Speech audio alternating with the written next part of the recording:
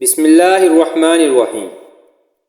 السلام علیکم معزز خواتین و حضرات، آج کی ویڈیو کا موضوع ہے مسلمانوں کی حبشہ کی ہجرت اور شیخ ابی طالب میں قید ہونا۔ ویڈیو شروع کرنے سے پہلے اگر آپ ہمارے چینل پر نئے ہیں تو چینل کو سبسکرائب کر لیں اور بیل کے آئیکن کو ضرور پریس کر لیں تاکہ آنے والی ویڈیوز کے نوٹیفیکیشن آپ کو ملتے رہیں، اور ویڈیو کو پورا دیکھیے گا۔ مسلمانوں کو اور ان کے سردار فخر دو عالم صلی اللہ علیہ وسلم کو جب کفار سے تکالیف پہنچتی رہیں اور آئے دن ان میں بجائے کمی کے اضافہ ہی ہوتا رہا، تو حضور صلی اللہ علیہ وسلم نے صحابہ رضی اللہ تعالیٰ کو اس کی اجازت فرما دی کہ وہ یہاں سے کسی دوسری جگہ چلے جائیں۔ تو بہت سے حضرات نے حبشہ کی ہجرت فرمائی۔ حبشہ کے بادشاہ اگرچہ نصرانی تھے اور اس وقت تک مسلمان نہ ہوئے تھے، مگر ان کے رحم دل اور منصف مزاج ہونے کی شہرت تھی۔ چنانچہ نبوت کے 5ویں برس رجب کے مہینہ میں پہلی جماعت کے 11 یا 12 مرد اور 4 یا 5 عورتوں نے حبشہ کی طرف ہجرت کی۔ مکہ والوں نے ان کا پیچھا بھی کیا کہ یہ نہ جا سکے، مگر یہ لوگ ہاتھ نہ آئے۔ وہاں پہنچ کر ان کو یہ خبر ملی کہ وقہ والے سب مسلمان ہو گئے اور اسلام کو غلبہ ہو گیا۔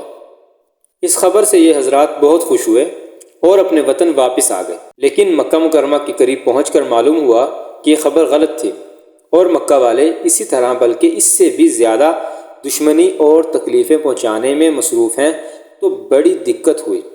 ان میں سے بعض حضرات وہیں سے واپس ہو گئے اور بعض کسی کی پناہ لے کر مکہ مکرمہ میں داخل ہوئے۔ یہ حبشہ کی پہلی ہجرت کہلاتی ہے۔ اس کے بعد ایک بڑی جماعت جو 83 مرد اور 18 عورتیں بتلائی جاتی ہیں متفرق طور پر ہجرت کی، اور یہ حبشہ کی دوسری ہجرت کہلاتی ہے۔ بعض صحابہ نے دونوں ہجرتیں کی اور بعض نے ایک۔ کفار نے جب یہ دیکھا کہ یہ لوگ حبشہ میں چین کی زندگی بسر کرنے لگے تو ان کو اور بھی غصہ آیا اور بہت سے تحفے تحائف دے کر نجاشی شاہ کے حبشہ کے ایک وفد بھیجا، جو بادشاہ کے لیے بھی بہت سے تحفے لے گیا اور اس کے خاص اور پادریوں کے لیے بھی بہت سے ہدیے لے گیا۔ جا کر اول حکام اور پادریوں سے ملا اور ہدیے دے کر ان سے بادشاہ کے یہاں اپنی سفارش کا وعدہ لیا، اور پھر بادشاہ کی خدمت میں یہ وفد حاضر ہوا۔ اول بادشاہ کو سجدہ کیا اور پھر تحفے پیش کر کے اپنی درخواست پیش کی، اور رشوت خور حکام نے تائید کی۔ انہوں نے کہا، کیا بادشاہ، ہماری قوم کے چند بیوقوف لڑکے اپنے قدیمی دین کو چھوڑ کر ایک نئے دین میں داخل ہو گئے، جس کو نہ ہم مانتے ہیں نہ ہم جانتے ہیں، اور آپ کے ملک میں آ کر رہنے لگے۔ ہم کو شرفائے مکہ نے اور ان کے باپ، چچا اور رشتہ داروں نے بھیجا ہے کہ ان کو واپس لائیں، آپ ان کو ہمارے سپرد کر دیں۔ بادشاہ نے کہا کہ جن لوگوں نے میری پناہ پکڑی ہے بغیر تحقیق ان کو حوالہ نہیں کر سکتا۔ اول ان سے بلا کر تحقیق کر لوں، اگر یہ صحیح ہوا تو حوالہ کر دوں گا۔ چنانچہ مسلمانوں کو بلایا گیا۔ مسلمان اول بہت پریشان ہوئے کہ کیا کریں، مگر اللہ کے فضل نے مدد کی اور ہمت سے یہ طے کیا کہ چلنا چاہیے اور صاف بات کہنا چاہیے۔ بادشاہ کے یہاں پہنچ کر سلام کیا۔ کسی نے اعتراض کیا کہ تم نے بادشاہ کو آداب شاہی کے موافق سجدہ نہیں کیا۔ ان لوگوں نے کہا، ہم کو ہمارے نبی صلی اللہ علیہ وسلم نے اللہ کے سوا کسی کو سجدہ کرنے کی اجازت نہیں دی۔ اس کے بعد بادشاہ نے ان سے حالات دریافت کیے۔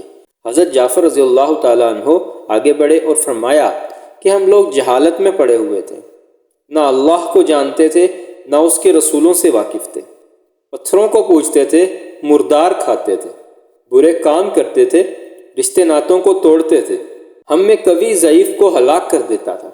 ہم اسی حال میں تھے کہ اللہ نے اپنا ایک رسول بھیجا جس کے نسب کو، اس کی سچائی کو، اس کی امانت داری کو، پرہیزگاری کو ہم خوب جانتے ہیں۔ اس نے ہم کو ایک اللہ وحدہ لا شریک کی عبادت کی طرف بلایا اور پتھروں اور بتوں کے پوجنے سے منع کیا۔ اس نے ہم کو اچھے کام کرنے کا حکم دیا، برے کاموں سے منع کیا۔ اس نے ہم کو سچ بولنے کا حکم دیا، امانت داری کا حکم دیا، صلہ رحمی کا حکم دیا، پڑوسیوں کے ساتھ اچھا برتاؤ کرنے کا حکم دیا، نماز، روزہ، صدقہ و خیرات کا حکم دیا، اور اچھے اخلاق تعلیم کیے۔ زنا، بدکاری، جھوٹ بولنا، یتیم کا مال کھانا، کسی پر تہمت لگانا اور اس قسم کے برے اعمال سے منع کیا۔ ہم کو قرآن پاک کی تعلیم دی، ہم اس پر ایمان لائے اور اس کے فرمان کی تعمیل کی، جس پر ہماری قوم ہماری دشمن ہو گئی اور ہم کو ہر طرح ستایا۔ ہم لوگ مجبور ہو کر تمہاری پناہ میں اپنے نبی کے ارشاد سے آئے۔ بادشاہ نے کہا، جو قرآن تمہارے نبی لے کر آئے ہیں وہ کچھ مجھے سناؤ۔ حضرت جعفر رضی اللہ تعالیٰ عنہ نے سورہ مریم کی اول کی آیتیں پڑھی، جس کو سن کر بادشاہ بھی رو دیا اور اس کے پادری بھی جو کثرت سے موجود تھے سب کے سب اس قدر روئے کہ داڑیاں تر ہو گئیں۔ اس کے بعد بادشاہ نے کہا کہ خدا کی قسم، یہ کلام اور جو کلام حضرت موسیٰ لے کر آئے تھے ایک ہی نور سے نکلے ہیں، اور ان لوگوں سے صاف انکار کر دیا کہ میں ان کو تمہارے حوالے نہیں کر سکتا۔ وہ لوگ بڑے پریشان ہوئے کہ بڑی ذلت اٹھانا پڑی۔ آپس میں صلح کر کے ایک شخص نے کہا کہ کل میں ایسی تدبیر کروں گا کہ بادشاہ ان کو جڑ سے ہی کاٹ دے گا۔ ساتھیوں نے کہا، ایسا نہیں کرنا چاہیے، یہ لوگ اگرچہ مسلمان ہو گئے مگر پھر بھی رشتہ دار تو ہیں۔ مگر اس نے نہ مانا۔ دوسرے دن پھر بادشاہ کے پاس گئے اور جا کر کہا کہ یہ لوگ حضرت عیسیٰ کی شان میں گستاخی کرتے ہیں، ان کو اللہ کا بیٹا نہیں مانتے۔ بادشاہ نے پھر مسلمانوں کو بلایا۔ صحابہ فرماتے ہیں کہ دوسرے دن کے بلانے سے ہم اور زیادہ ڈر گئے۔ بہرحال گئے۔ بادشاہ نے پوچھا کہ تم حضرت عیسیٰ کے بارے میں کیا کہتے ہو؟ انہوں نے کہا، وہی کہتے ہیں جو ہمارے نبی پر ان کی شان میں نازل ہوا کہ وہ اللہ کے بندے ہیں، اس کے رسول ہیں، اس کی روح ہیں اور اس کے کلمہ میں جس کو خدا نے کنواری اور پاک مریم کی طرف ڈالا۔ نجاشی نے کہا کہ عیسیٰ بھی اس کے سوا کچھ نہیں فرماتے۔ پادری لوگ آپس میں کچھ چخ چخ کرنے لگے۔ نجاشی نے کہا، تم جو چاہو کہو۔ اس کے بعد نجاشی نے ان کے تحفے واپس کر دیے اور مسلمانوں سے کہا، تم امن سے ہو، جو تمہیں ستائے اس کو تاوان دینا پڑے گا، اور اس کا اعلان بھی کرا دیا کہ جو شخص ان کو ستائے گا اس کو تاوان دینا ہوگا۔ اس کی وجہ سے وہاں کے مسلمانوں کا اکرام اور بھی زیادہ ہونے لگا اور اس وفد کو ذلت سے واپس آنا پڑا۔ تو پھر کفار مکہ کا جتنا بھی غصہ جوش کرتا ظاہر ہے۔ اس کے ساتھ ہی حضرت عمر رضی اللہ تعالیٰ عنہ کے اسلام لانے نے ان کو اور بھی جلا رکھا تھا، اور ہر وقت اس فکر میں رہتے تھے کہ ان لوگوں کو ان سے ملنا جلنا بند ہو جائے اور اسلام کا چراغ کسی طرح بجھ جائے۔ اس لیے سرداران مکہ کی ایک بڑی جماعت نے آپس میں مشورہ کیا کہ اب کھلم کھلا محمد صلی اللہ علیہ وسلم کو قتل کر دیا جائے۔ لیکن قتل کر دینا بھی آسان نہ تھا، اس لیے کہ بنو ہاشم بڑے جتھے اور اونچے طبقہ کے لوگ شمار ہوتے تھے۔ وہ اگرچہ اکثر مسلمان نہیں ہوئے تھے، لیکن جو مسلمان نہیں تھے وہ بھی حضور صلی اللہ علیہ وسلم کے قتل ہو جانے پر آمادہ نہیں تھے۔ اس لیے ان سب کفار نے مل کر ایک معاہدہ کیا کہ سارے بنو ہاشم اور بنو مطلب کا بائیکاٹ کیا جائے، نہ ان کو کوئی شخص اپنے پاس بیٹھنے دے، نہ ان سے کوئی خرید و فروخت کرے، نہ بات چیت کرے، نہ ان کے گھر جائے، نہ ان کو اپنے گھر میں آنے دے، اور اس وقت تک صلح نہ کی جائے جب تک کہ وہ حضور صلی اللہ علیہ وسلم کو قتل کے لیے حوالہ نہ کرتے۔ یہ معاہدہ زبانی ہی گفتگو پر ختم نہیں ہوا، بلکہ یکم محرم نبوی کو ایک معاہدہ تحریری لکھ کر بیت المقدس میں لٹکایا گیا تاکہ ہر شخص اس کا احترام کرے اور اس کو پورا کرنے کی کوشش کرے۔ اور اس معاہدے کی وجہ سے 3 برس تک یہ سب حضرات 2 پہاڑوں کے درمیان ایک گھاٹی میں نظر بند رہے، جس کو شیب ابی طالب کہتے ہیں، کہ نہ کوئی ان سے مل سکتا تھا، نہ یہ کسی سے مل سکتے تھے، نہ مکہ کے کسی آدمی سے کوئی چیز خرید سکتے تھے، نہ باہر سے آنے والے کسی تاجر سے مل سکتے تھے۔ اگر کوئی شخص باہر نکلتا تو اس کو پیٹا جاتا اور کسی ضرورت کا اظہار کرتا تو صاف جواب آتا۔ معمولی سا سامان غلہ وغیرہ جو ان لوگوں کے پاس تھا وہ کہاں تک کام دیتا۔ آخر فاقوں پر فاقے گزرنے لگے اور عورتیں اور بچے بھوک سے بےتاب ہو کر روتے اور چلاتے، اور ان کی اعضاء کو اپنی بھوک اور تکالیف سے زیادہ ان بچوں کی تکالیف ستاتی۔ آخر 3 برس کے بعد اللہ کے فضل سے وہ صحیفہ دیمک کی نظر ہوا اور ان حضرات کی یہ مصیبت دور ہوئی۔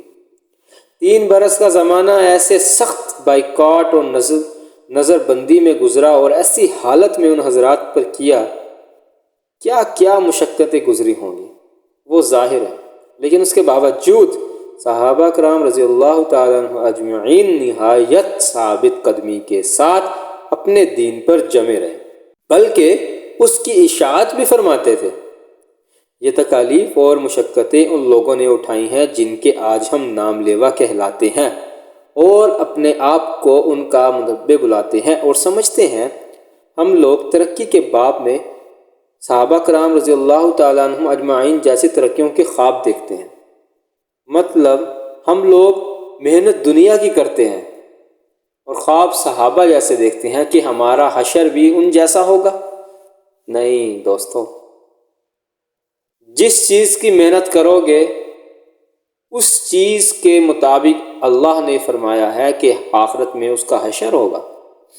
دنیا کی محنت کرو گے تو دنیا کے مطابق، آخرت کی محنت کرو گے تو آخرت کے مطابق۔ ہم لوگ مسلمان ہو کے بدقسمتی سے مسلمان ہو کر غلط چیزوں میں پڑے ہوئے ہیں۔ نماز کا کوئی پتہ نہیں ہے، روزے کا کوئی پتہ نہیں ہے، زنا ہم کرتے ہیں، شراب یہاں پر چلتی ہے، چوری چکاری ڈکیٹی قتل، کم تولنا، جھوٹ بولنا، حسد کرنا، غیبت کرنا، چغلی کرنا، یہ سب مسلمانوں کے اندر ہے، جبکہ یہ نہیں ہونا چاہیے۔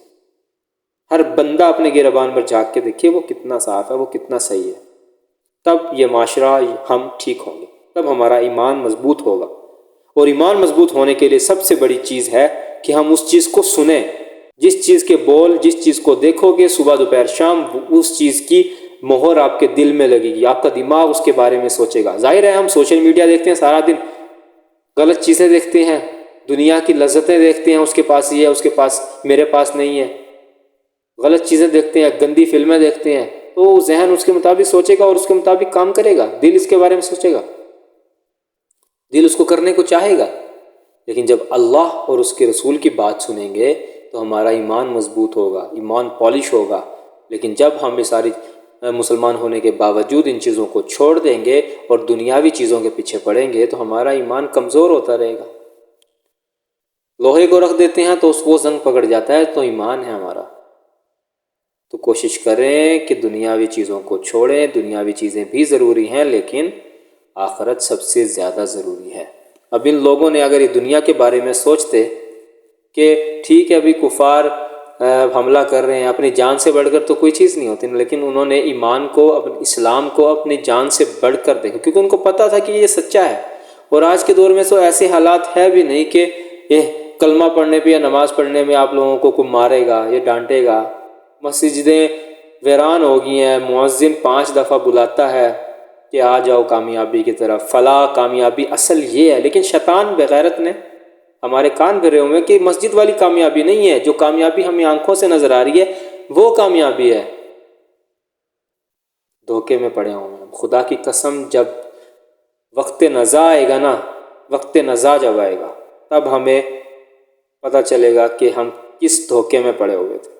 اللہ تعالی ہم سب کو عمل کی توفیق عطا فرمائے، اور جو کچھ کہا، جو کچھ سنا، اس پر عمل کرنے کی توفیق عطا فرمائے، اور اگر کوئی کمی کوتاہی ہے تو اللہ اس کو معاف کرے۔ اس ویڈیو کو زیادہ سے زیادہ شیئر کریں۔